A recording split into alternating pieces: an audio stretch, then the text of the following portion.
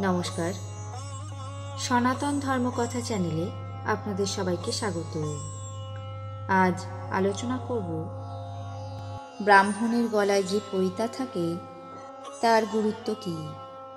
ব্রাহ্মণের উপবীত বা পৈতার মধ্যে কটি সুতো থাকে এবং সেই সুতাগুলির সম্পূর্ণ ব্যাখ্যা কী। ব্রাহ্মণকে দ্বিজ বলা হয়।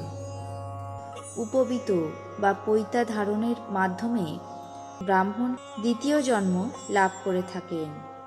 সেই কারণে ব্রাহ্মণকে দ্বিজ বলা হয়। ব্রাহ্মণের গলায় যে উপবীত থাকে তার মধ্যে 9টি সুতো থাকে। 9টি সুতো 9টি গুণের অধিকারী, যাকে বলা হয় নবগুণে ব্রাহ্মণ। 9টি সুতোগুলি হল সম, দম, তপ, শৌচ, ক্ষান্তি, আর্জনং, জ্ঞান, বিজ্ঞান, আস্তিক। সম অর্থাৎ সমান। যে ব্রাহ্মণ হবে সমাজের সকলকে সমান চোখে দেখবে। উচ্চ নীচ, শুচি অশুচি ব্রাহ্মণের কাছে কোনো ভেদাভেদ থাকবে না। দম অর্থাৎ দমিয়ে রাখা বা দমন করা। নিজের দেহের সকল ইন্দ্রকে দমন করে রাখতে হবে। তপ অর্থাৎ তপস্যা করা। যে ব্রাহ্মণ হবে তাকে তপস্বী অবশ্যই হতে হবে, অর্থাৎ তপস্যার মাধ্যমে সম্পূর্ণ জীবন অতিবাহিত করতে হবে। সংসারী হলেও তপস্যার মাধ্যমে সংসার জীবন পালন করা আবশ্যিক কর্তব্য হয়ে পড়ে। শৌচ অর্থাৎ পবিত্রতা।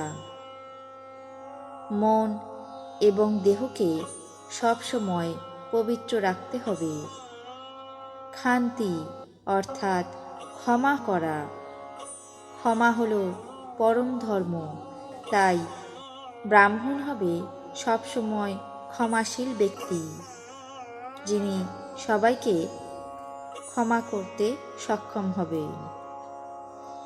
আর্জনং অর্থাৎ সরলতা। সর্বক্ষণ নিজের মনের ভিতরে শিশুর মতো সরলতা ভাব রাখতে হবে। জ্ঞান, জ্ঞান অর্থাৎ জ্ঞানের উপরে আরো।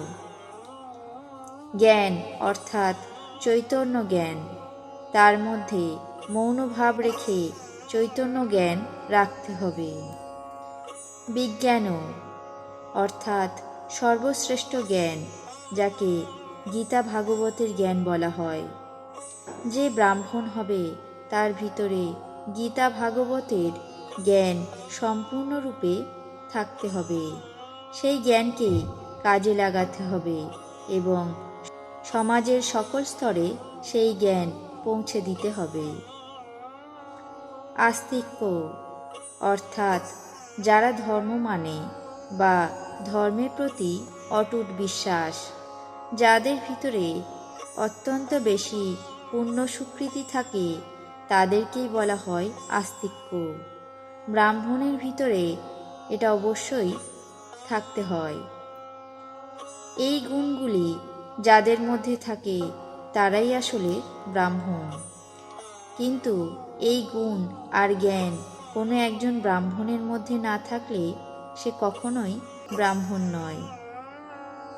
প্রত্যেকটি ব্রাহ্মণকে নিজেকে নিয়ে পর্যালোচনা করতে হয় বারবার। সমাজের এই চতুর্বর্ণের ভিতরে ব্রাহ্মণ হল কুলশ্রেষ্ঠ। এই ছিল ব্রাহ্মণের গলায় যে পৈতা থাকে তার গুরুত্ব কী, সেই বিষয়ে আলোচনা। আপনাদের কেমন লাগলো তা অবশ্যই কমেন্ট বক্সে জানাবেন। চ্যানেলটিকে সাবস্ক্রাইব করবেন, লাইক করবেন, শেয়ার করবেন। ধন্যবাদ।